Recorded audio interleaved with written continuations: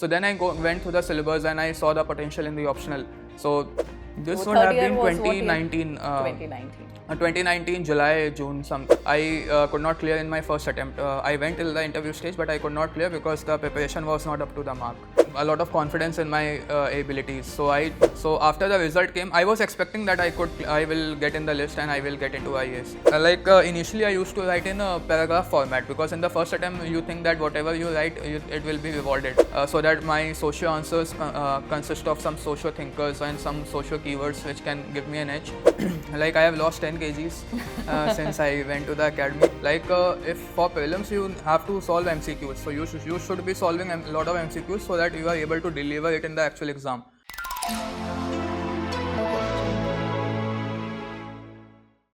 Hello everyone. Today we have with us Divyank Gupta. He's All India rank 21 in this year's UPSC 2024. Divyank, welcome to VisionIAS. Thank you, ma'am. First of all, many congratulations for your marvelous performance. Thank you, ma'am. We'd like to tell all our aspirants that he has already been selected in 2022 and he is currently an IPS officer of West Bengal cadre. Yes, ma'am. Right? So, tell us about, I think the first important question will be what motivated you towards civil service? Ma'am, while I was in my college, I have done my graduation from IIT Kanpur. So when I was going through I was interacting with lot of seniors and I was trying to find out that what should be the future in which what should be the career path I should take. So I came across lot of people in the private sector, and then they said that after a point of time, yes, you will make lots of money, but the job gets monotonous. And that's why when I talked with civil servants, they said that yes, the money will be less, but you will actually have a chance to see the impact on lives of people. So I think that was something which I wanted, because I never wanted a desk job. That doesn't suited me, and it never suited me. So I think that was something which by which I decided that yes, I should follow the civil services career. Okay, so you were looking for something which should be sustainable and exciting for you in a very long run, right? Yes, ma'am. Tell us about your graduation has been in a technical subject and then you shift to this preparation. So walk us through that journey. When did you start your preparation? Yes, ma'am. So in my third year, I decided that I should pursue this field. So it was in the 6th semester, I guess, and then I started interacting with a lot of the toppers which were there. So there were toppers from the different fields, who had different optionals. So I started finding out that what optional should I take. So because initially I was thinking about taking history as an optional or economics as an optional, because from my college there were many toppers who had actually taken economics as an optional and they have got very good rank. Okay, so your seniors. Yes. So, but then one sir, Abhyaas Mishra sir, who secured rank 65 in 2017, I interacted with him and then he said that I should go for maths optional. So that was a bit, that was not a usual thing for me, because generally people follow humanities, take humanities thing. So I raised this concern with him, and then he said that since you have from IIT and you would have done basic mathematics in till class JE and till JE, and also in the first year of the college in IITs we are taught mathematics. So this will not be very different from what you will be encountering in UPSC optional. So then I went through the syllabus and I saw the potential in the optional. So then I decided my optional and then I started with that, and then I simultaneously I was doing GS as well. So that is how my journey started in a gradual manner. And what year was this? This would have been 2019. 2019 July, June, something like that, because I was going to give my attempt in 2020. Okay. So the 1 year before the exam I would have started. Okay. And you were doing this preparation on your own? Yes, right? Yes, ma'am. I did not take any coaching. Okay, yeah, because you were you were in college at that time, right? Yes, ma'am. So this is you must have worked really hard, because I'm sure there was a lot which you needed to do for your college also. You have exams there, yes, and everything final year. Yes, ma'am. Because in IIT Kanpur, 75% attendance is compulsory. Yeah. So I had to go to college also, and that is why it was very difficult, and I could not clear in my first attempt. I went till the interview stage, but I could not clear because the preparation was not up to the mark. So that was an issue. But I think, ma'am, in the weekends I used to study, And then the one thing which I did was that I planned my courses in such a way that I was able to complete my BTech in 7 semesters and not 8 semesters. So in 3.5 years I completed, and that is why I got the last semester was free for me. So I left college in December only rather than waiting for the 8th semester, and then I could study a lot in that time in that time period, and I was able to reach till interview stage. I think this will be very encouraging for a lot of aspirants who are in college, who are studying, maybe even in jobs, who are, always in that paucity of time. But Yes, if you're motivated enough, and I think you've done wonderfully considering you went to the interview stage. That is also a very, very big deal for your first attempt while being in college. Tell me, what was the reaction or opinion of your family members in this idea that, okay, you want to prepare for the exam? Ma'am, actually, it was not a expected. They did not react in an expected way, because my father was saying that you are already doing good in college. You can easily get a good job. Why do you want to do again a serious preparation? Because I already did that in JEE time, and so they wanted me. They were not pushing me towards civil services. But they are supportive when I said that no, I want to do this firmly. So they have supported me throughout this journey. Then, so I think motivation works best when it is internal, yes, right? yes. So it's not somebody telling you to do it, but you did it on your own. And now that you're through, now what is their reaction? Now what do they think about this decision? Now they are very happy that yes, I have finally achieved what I wanted, and they also feel proud when people come and they praise me and they praise them for the perseverance which we have shown throughout the time. Because when you are from a good college, people, the relatives and the other people, they expect a lot that you will be earning, and but you are not earning. You are just sitting idle, and in their perspective, you are sitting idle. Yes, of course. So that is when the taunts come and the all the negative things start coming in. So I really want to thank my parents, because they never let that negative things come to me. So that was like a buffer which I always had. So my brother and my parents always created that buffer, that all the negative things which are coming from the surrounding, they do not reach me, and I can focus on my preparation. So that is how it has been till. So did you have like any second thoughts? Did you sit through your college placements or anything like that? Ma'am, I am a person who has a lot of confidence in my abilities. So I thought that I will be able to clear this exam in first attempt. So I said that I will not be sitting for the placement. I will completely ignore. That's why I left the college in 7 semesters itself. I did not wait for the placement to begin itself. So I ignored it completely, and then I started the preparation. So, but I could not clear in the first attempt, obviously. So finally, it took a lot more years than it was expected. Than it was expected. Yeah, that is UPSC for you.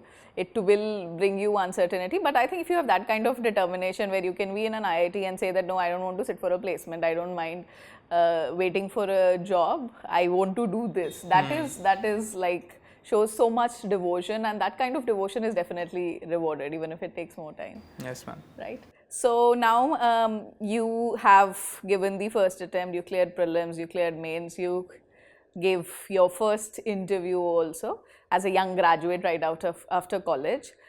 So the result was not what you wanted. You did not make it to the final list.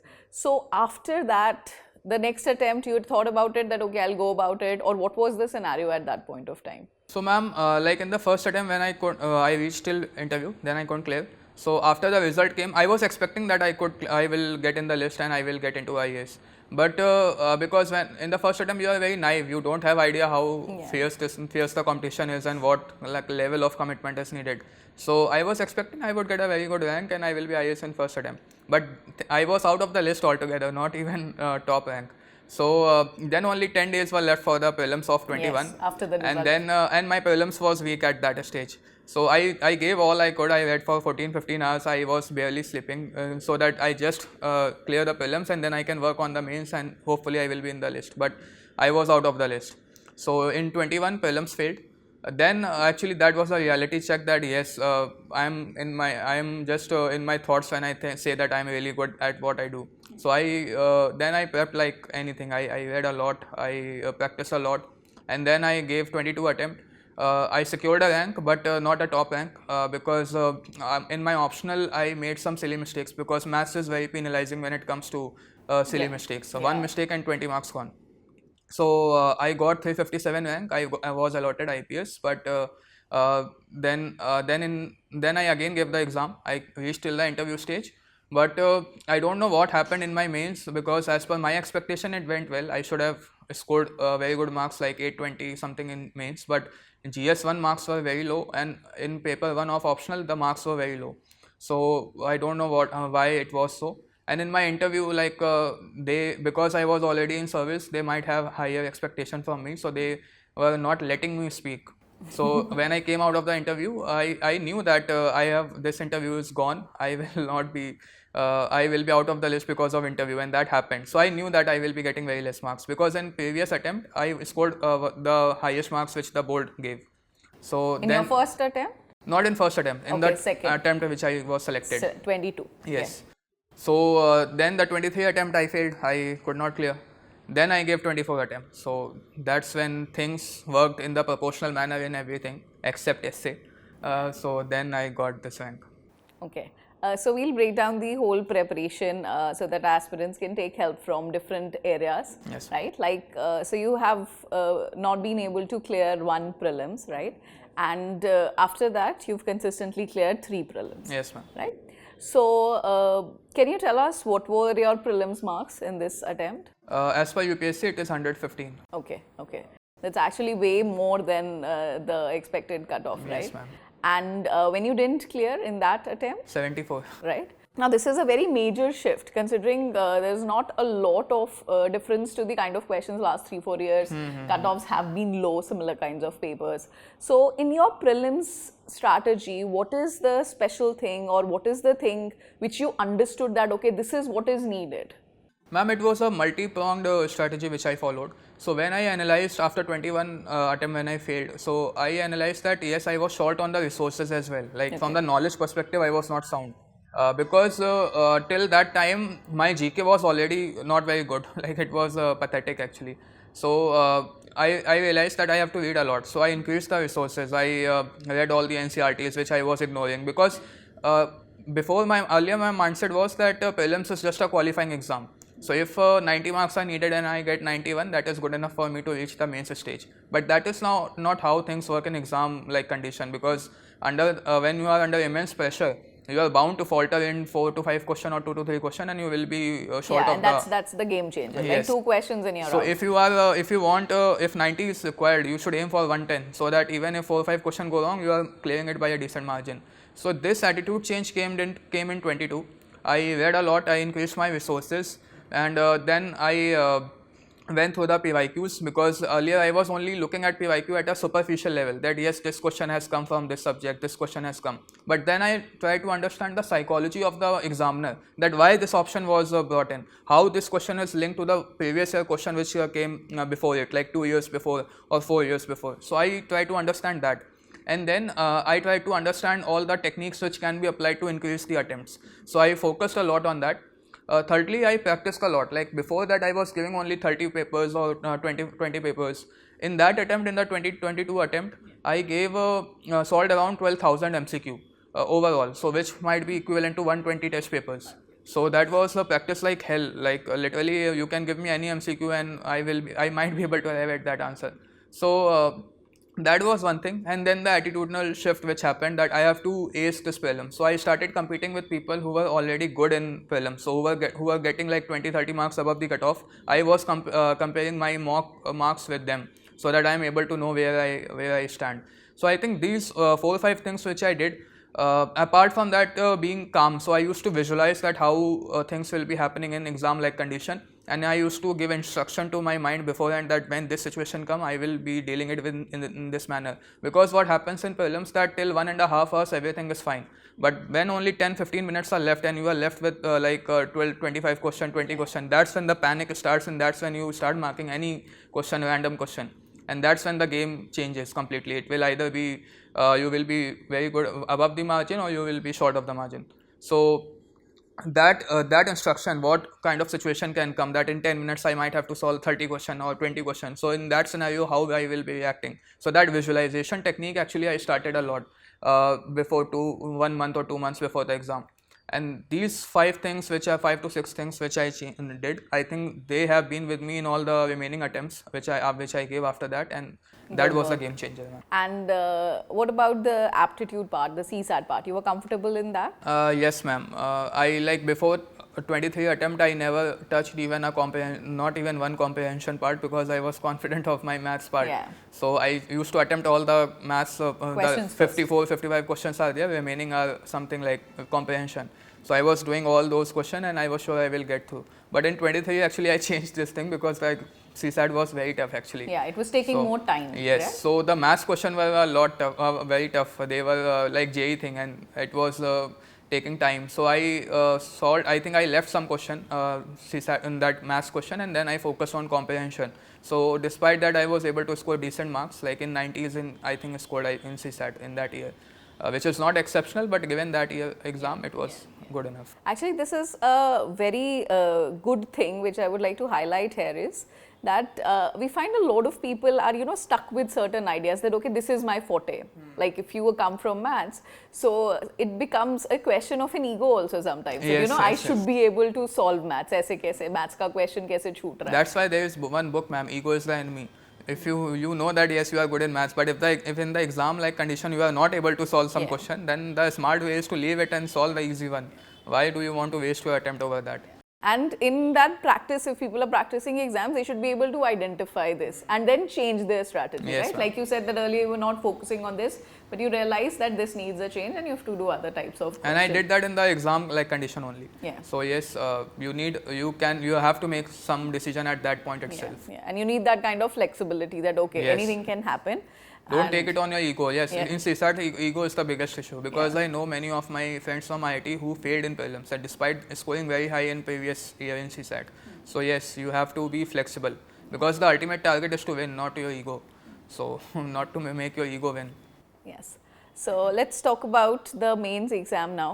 Mains is very different from prelims. You have to write answers, so you need that kind of practice. And of course, it's very extensive in terms of the syllabus which you need to cover. So how has your experience been with writing 4 mains exams? Yes, ma'am.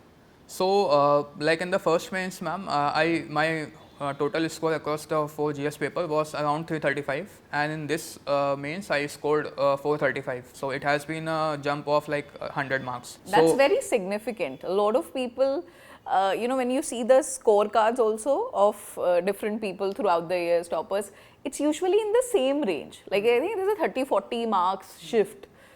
In GS, that's all that people are able to do. So this is very impressive. Tell me, what have you done to reach here? So, ma'am, like when you are getting in 330s, 340s, it is easy to increase them to 380s, 90s, Yeah. because you are at a very low end of the spectrum. So, obviously, there is a huge scope. But once you reach around 400 and then increasing from there to 440, 430s or more than that, that is when the actual issue comes in, because when you will focus on one paper, the other paper will come down, because that actually happened with me. That in the first attempt I scored 335, then I scored 395, and one of the issue was So this was easy, right? this was not easy. I Matlab won't say it was- relatively. This was After 90, 390, it's difficult. So in that attempt GS3 didn't click for me. I scored very less, 74 marks I guess, and that is why I was stuck at 395. So next year I wrote a lot of papers, and I thought that I will be getting very good marks, but my marks increased from only 395 to 408. So only 13 marks jump despite writing a lot of things.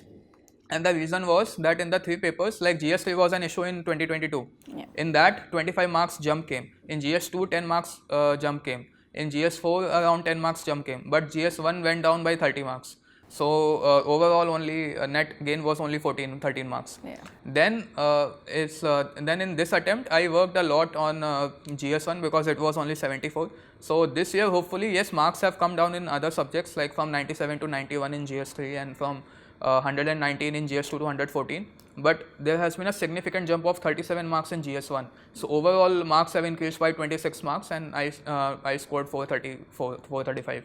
So yes, so that is when the issue comes, when you are at 400 and you want to increase, because it's like a seesaw, focusing on one paper and then the other will come down. Because your time is limited. Yes, ma'am. Your capacity to go into things is limited. Yes, ma'am. So what do you think you have done special, or what do you think you've done differently? Because your answers, your papers must have been exceptional that you scored like this. Yes, ma'am. So in the initial, like if you have to go through, like if you're scoring less in the like 330s, 340s, so the one issue is that you lack on the knowledge front also, and you have to accept that fact. So content development you have to do, and also you have to focus on the PYQs, that what questions are being asked by UPSC. So in the GS2 paper, let's say, you will come across that every year UPSC will be asking question from NGO, from self-help groups, and then federalism there will be question. There will be question on the Panchayati Raj. So these are some of the questions which you can already prepare beforehand, and you can have a good content so that you can write it down. Same is the case with GS1. So in geography, questions are getting repeated, and in society you can find that questions are mostly on casteism, on globalization, and how it is impacting the homogenization of culture, and then it will be like on the family system.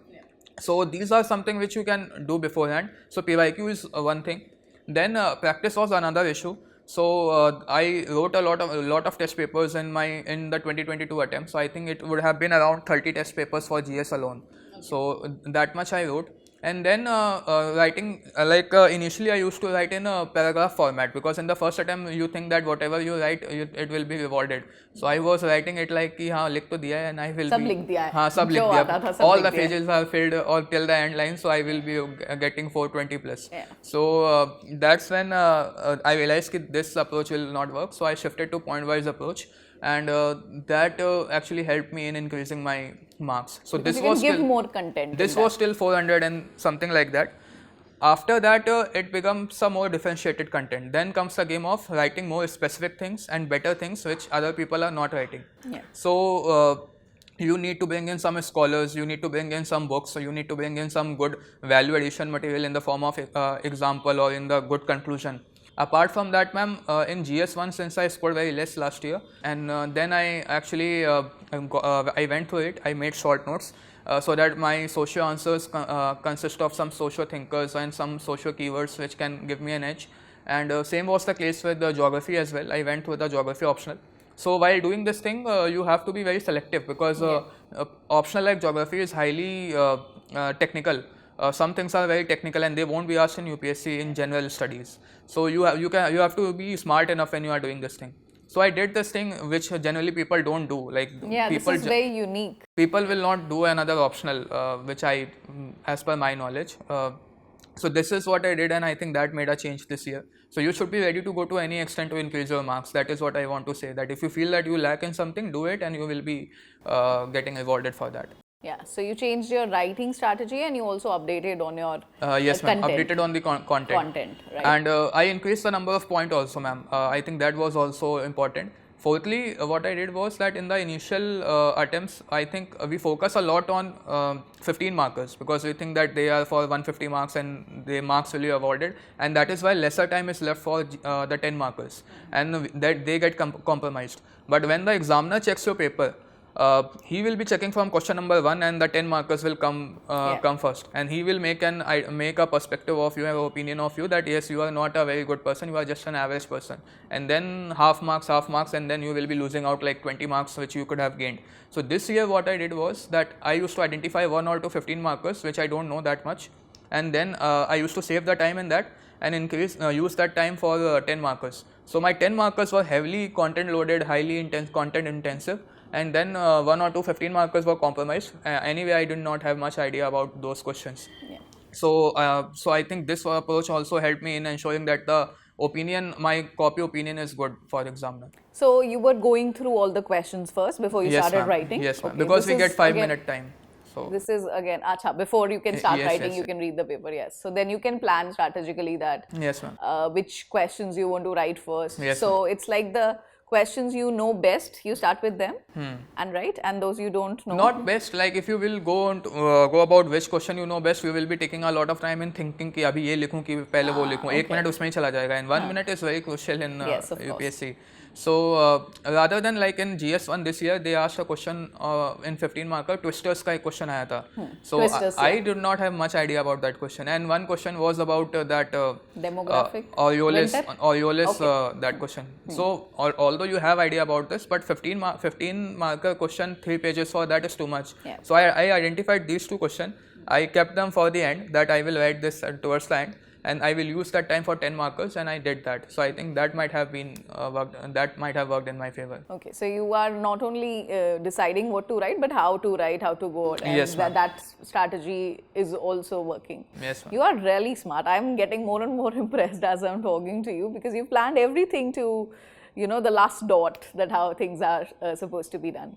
So let's talk about this aspect of making notes. Like, how are you going about that? You've spoken so much about like adding content and adding better content, value addition, what we call. So how are you doing that process? So ma'am, there are multiple things which needs to be done. So first, when it comes to content development or enriching your content, so there are many things which you need to do. First is when you read the newspaper. So you can, if some good example came in the newspaper, you can point it down and you can write in your notes. So that is one way of doing the thing. Then some another value addition content, like I used to read PM speeches and also from the Honorable President speeches. So these things give you some keywords or pointers which you can add in your answer, and they will bring value. Then apart from that, as I mentioned, some book which you might have read as a part of your hobby, that can be used. So these are things which help in content development. Then comes the aspect of making notes in a smart way. So what I did, that as I mentioned earlier, that some of the things are repeatedly asked. For example, in GS2 federalism is asked, or questions from National Commission of or SC or ST OBC, these will come, or Panchayati Raj will come. So you can make your nuclear notes like in one page. What you can do, that you can write all the value addition content. So these notes I am talking about the final stage, not for the initial stage, because initial stage people know how to make, but how to bring those things in the final paper. For that you have to ensure that if a question on tribals has been asked, so one page will be there, and in which you will have written all the facts, all the committees which are linked with it, all the examples or the best case studies. These things which you can the conclusion of that thing. So these things will come in your notes. Other than that, another smart way is that when you go through the PYQs, you will come across some of the repeated type of question. For example, I told about the economic geography part, or the environmental geography part. So for that you can make your notes from a perspective of frameworks, like the BCDEF framework which I talked about. So B is biodiversity, C is conflict, D is disaster, E is the environmental services, F is the food. G is about the gender inequality which happens because of any disaster. Then H is about the health aspect, and I is the inequality. So when in the first column you have written this thing, then on the topmost row you will write about all the ecosystem, like the desert ecosystem, the land ecosystem, the water, the cryosphere. So and then you can write all these examples. You can go through the Down to Earth magazine and you can write it down. So all the environmental geography part with questions can be addressed just on the basis of this table. So that is where smartness comes in. Other than that, in the art and culture, if you go through the PYQs, you will find a pattern. So you will find that questions are asked that how was the life at the time of Chola Empire or at the time of the Gupta Empire. So for that you can actually, there was a framework again which I followed, that I broke that down in pestle approach, that how was the political system at that time, whether it was highly centralized or it was decentralized, or how strong was the king. The administrative aspect of it, that how the empire was divided, like kingdom was divided into provinces, then down to the village level, what were the names of that, how the bureaucracy was there. So that is about the political aspect. On the economic aspect, how with which kingdom and which countries we were trading. Then comes the socio aspect, that what was the condition of the women, what was the status of the casteism in there. So widowed women, how they were treated. So in this way you can break it down in such a way, and then you can write all the example. So if a question comes from any dynasty, from any time period, you will be having pre-prepared notes on that, and you can write that answer in a very good form. So this is how you actually do. Talking on the prelims perspective also, like note making can be done in a very strategic manner. For example, for prelims, I did mapping from Indian mapping from a book called Prem Patel. So that book has a lot of mountain ranges and the peaks which are there in India. So in a A3 sheet, I printed India's map, and I plotted all the mountain ranges in that one piece of paper, and then I plotted all the peaks and the rivers which are flowing across them. So that was such high dense content that I could revise it in like 30 minutes or 1 hour, and all the mountain ranges will be covered. So that is how you can timely revise, and you can revise more time your notes. So this is how I went about my notes, ma'am. So, Divyank, what I am understanding here is aspirants should first be doing up their basic foundational work. Yes, ma'am. Right? They go through all the subjects and whatever basics are required there.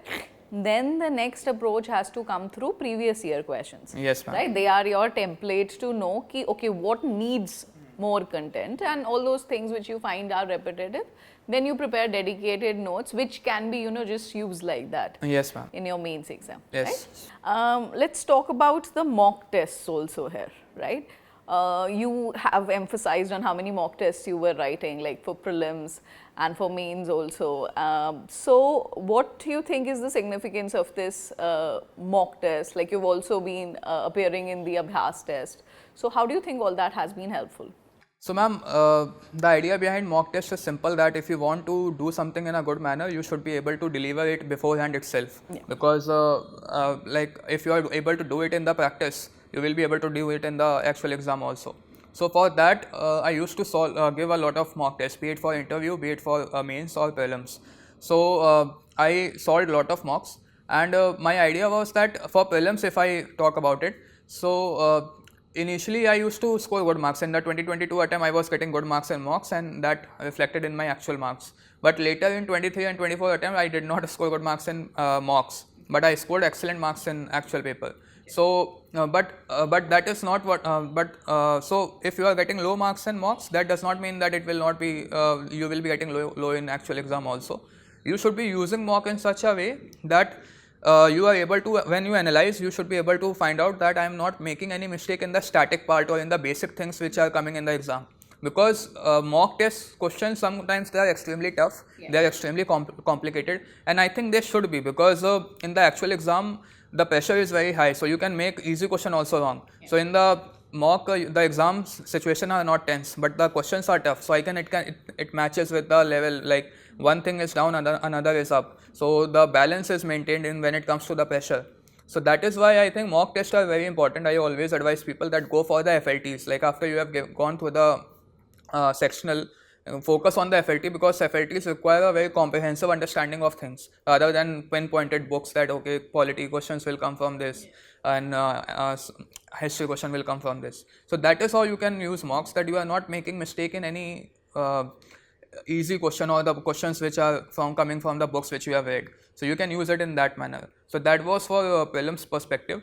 One more thing which in which mocks help is that if you are solving it along with your friends, so you can actually use that to understand that if you have made any question wrong and your friend has made that question right, you can try to find out that how did he made it right. So you can understand the psychology which he was going through at that time, or you can actually if he must have read it somewhere, so you can find out some new source which are important for the exam. So yes, in this way prelims mock tests are important. Coming on to the mains mock test, obviously you have to practice a lot, so it will be it is a very good way, because in a limited time you are able to write so many questions.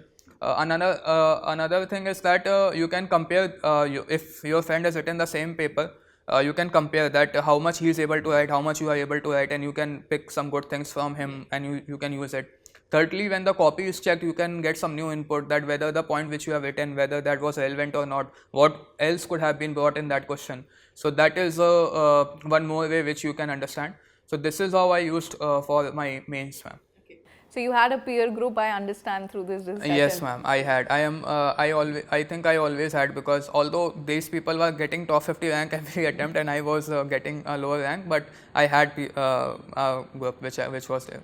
Okay, so other than comparing answers, how do you think that has been helpful in keeping you motivated for this preparation? Ma'am, yes, ma'am. Because when you set a target for the mocks, you have something which shorter targets, because you are not just focusing on the end exam, because that is after some months. Yeah. But if you are setting a target, like weekly target, that by end of this week I will be giving this test, so you are motivated and you have something to do. So thank you for pointing this out, because between the prelims and the mains, I used to strategize my preparation in this way only, that by the end of this week on Sunday, my plan was that I will be giving 2 tests, one optional and one GS, or one optional or one essay. So this is how then I made my schedule for that week. So after, if I were giving 2 tests on Sunday, I used to give myself a treat. I used to go out with my friends, so that because we have worked hard that week, and then we should be rewarded for that.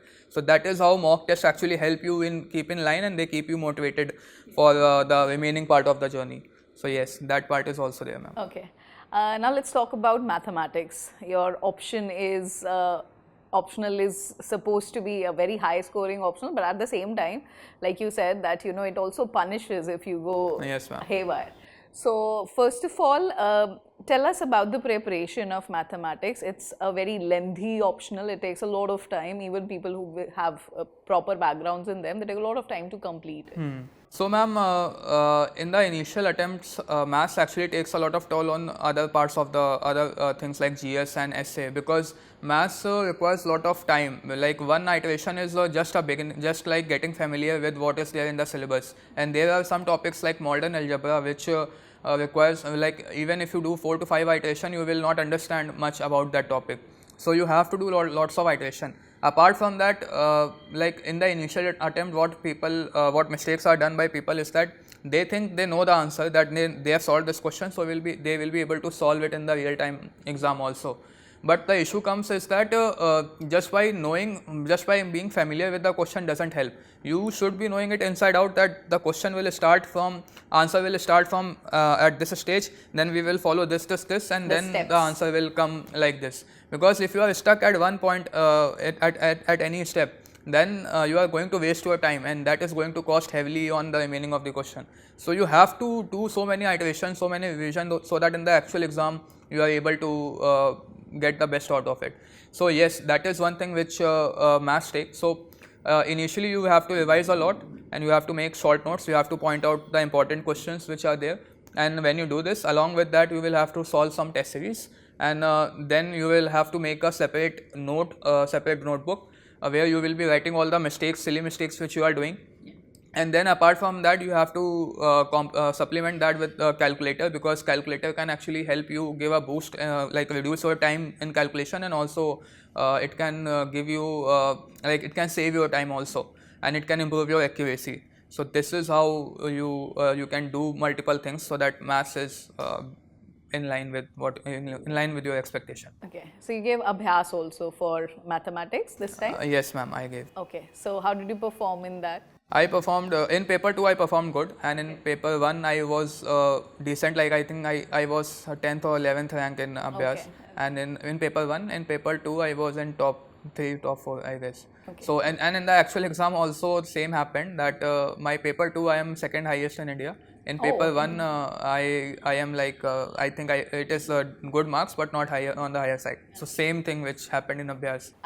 Now tell me this thing, we get a lot of aspirants who have maths background, maybe masters in mathematics also sometimes. They are always confused about picking this optional, that should I take maths. So now tell me this thing, what do you think is the main attribute which is needed for somebody to take maths? Like who should take maths and who should not take maths? Ma'am, if your aptitude has been good in mathematics since childhood, so I think that is one advantage which comes, because then you can understand the concepts very well, like quickly, and you will not waste a lot of time. Another is the background with which you come. So if you are from a technical background, like or from science background, like you are doing BSc or anything else in mathematics, then you are familiar with the syllabus of UPSC. So that is one thing.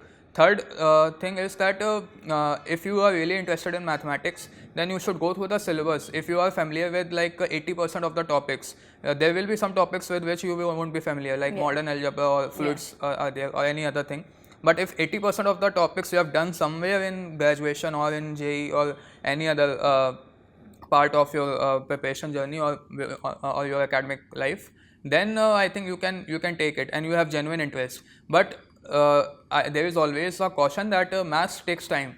What you are seeing, my marks, like I have mainly got this rank because of the marks in mathematics. So it is only one side of the story. Like I have suffered also because of the mathematics. I would have been in top 100 before also, but I couldn't be there because like maths penalized me a lot, especially paper 2. So I think that is where you have to understand that yes, you will fail, you will suffer, but eventually if you are persistent and if you are putting in hours which are required, you will be rewarded later. So this is required, ma'am. Now, tell us, I am also very interested in knowing about your current journey. You are an IPS officer. How has that experience been? What do you like there? Ma'am, that journey has been one of the best journey, I will say, apart from UPSC, because like I have lost 10 kgs since I went to the academy, and I have so like I have explored my body in a physical manner. Like before that, it was mostly mental aspect, that the mental toughness and resilience which is required. But this actually tests the physical aspect. So I have lost 2 nails in my left leg. Okay. I have like there is not a single day where your body, some or the other part of the body will be paining, but despite that you keep pushing yourself. Before coming here, I did 25-kilometer route march, where you have to it was a night navigation thing, and you have to carry 20 kg bag on your back, and you have to carry one gun. uh, I will show that photo to you later. And so that is actually when it tests your mental toughness and the physical endurance is tested. So I think that has been a wonderful thing, because I never got the chance to test how physically resilient I am. So that journey has been excellent, and I will go back again, and I will pursue it. Okay. So now you've conquered the mental world and the physical world also. You've tested No, that. physically I'm not that well, but yes, I have improved a lot because of the IPS training, ma'am. Because I think there are a lot of things which you've never done, so you don't know that. Are you capable of doing that? That's the big thing, right? Now, for all those people who are going to start preparing for UPSC, what are those few things which you feel everybody must keep in mind? Because this preparation, needs a lot of preparation. Your journey has been special. You have had your highs, but there have always been lows also. So, ma'am, there are multiple things. First thing is, which my friend said actually, was that in it to win it, which is that if you are giving any attempt, give it seriously, otherwise don't give. You are only going to waste it. Second thing is that do the things in the form in which they are required. Like if for prelims you have to solve MCQs, so you should be solving a lot of MCQs so that you are able to deliver it in the actual exam. For mains, you have to deliver that 20 question in 3 hours, so you should be able to do it beforehand itself and not on waiting for the D-Day. In the same manner, for interview, you have to practice mocks a lot so that you are able to perform very well in the actual exam. So that is the second thing, that deliver in the form in which it is required. And thirdly, I will say that have perseverance, because the journey takes time. Yes, always aim for that attempt is going to be your final attempt. But if things don't turn out in your favor, don't get disheartened and be ready to give the next attempt, because there are 6 attempts. 6 attempts are given by UPSC only because you need one attempt to make all the things right. So if I always take inspiration from the India's World Cup journey, that when Hardik Pandya said that we were giving our best every time, but some or the other thing was not clicking, and then this in the 2020 World Cup, things clicked in the right manner and we won the World Cup. So I think that is something which should motivate us, that give your best, some year or the other year, the things will click in your favor and you will be where you want it to be. One last thing I want to ask from you, like you have spent a few years in this journey and you've always come very close. When you give the interview, it is like, okay, I'm almost there. And from there, coming down, starting again, and doing that over and over again, right? So you've written 4 mains, you've given 4 interviews, right? So that is, again, resilience is the word I would say.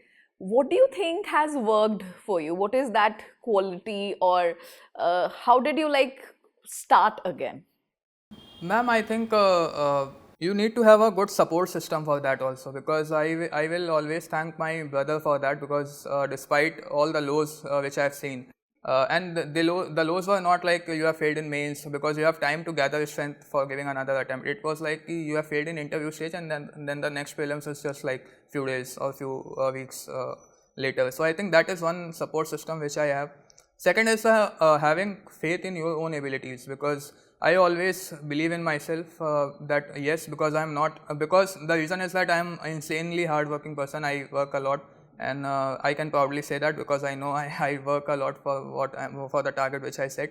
So I think that is why the confidence comes in, that the person who are getting selected, because for both the attempt, like for 2022 and 2023, the people which were preparing with me, they got top 50 rank, and I got a lower rank or I was out of the list. So that was a shocker for me, but I knew that I am on the right path. I knew that the people who are getting selected are not smarter than me or not more hardworking than me. So eventually I will be there.